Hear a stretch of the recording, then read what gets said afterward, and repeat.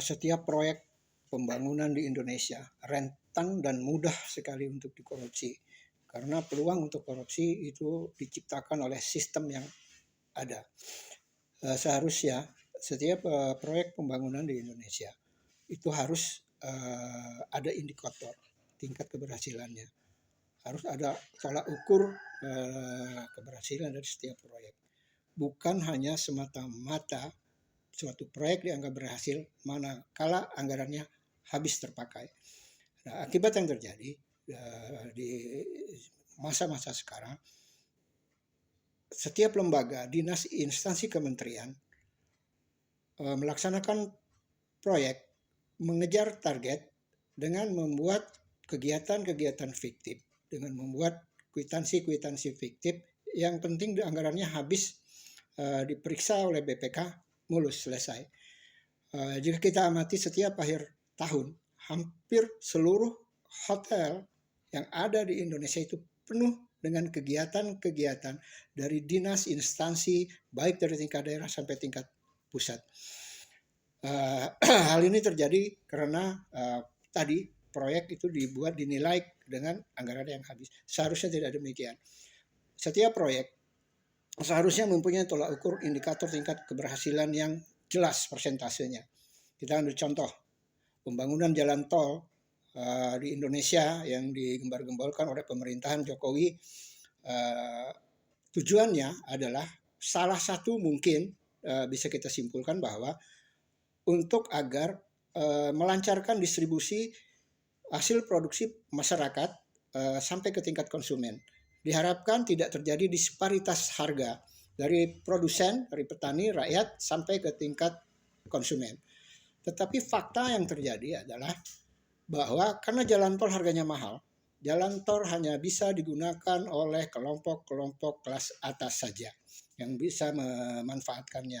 Sementara rakyat kecil tidak bisa merasakan manfaatnya. Angkutan-angkutan produksi kebutuhan masyarakat, truk-truk pengangkut barang, sekarang sudah banyak yang tidak lagi menggunakan jalan tol karena terlalu mahal. Akibatnya dampaknya terjadi akses kemana-mana. Jadi jalan lintas sekarang sudah mulai padat karena jalan tol tidak digunakan oleh truk-truk pengangkut banyak yang masuk ke jalan-jalan lintas. Contoh yang kedua, anggaran desa 1 miliar.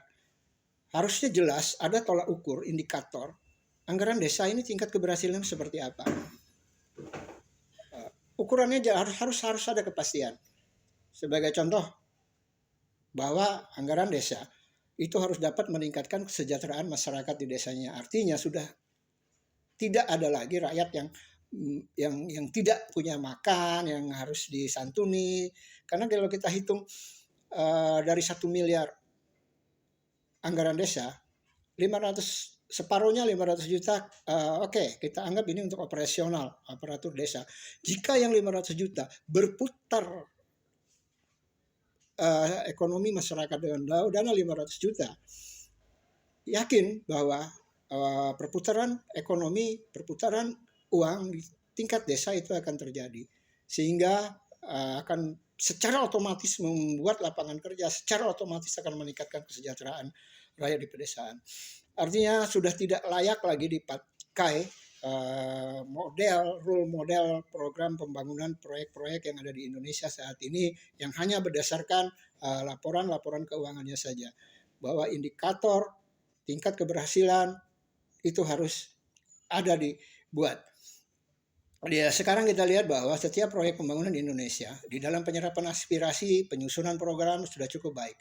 Tapi di saat pelaksanaan dan evaluasinya yang sudah mulai tidak lagi efektif dan memberi peluang besar untuk aparatur menjadi koruptor.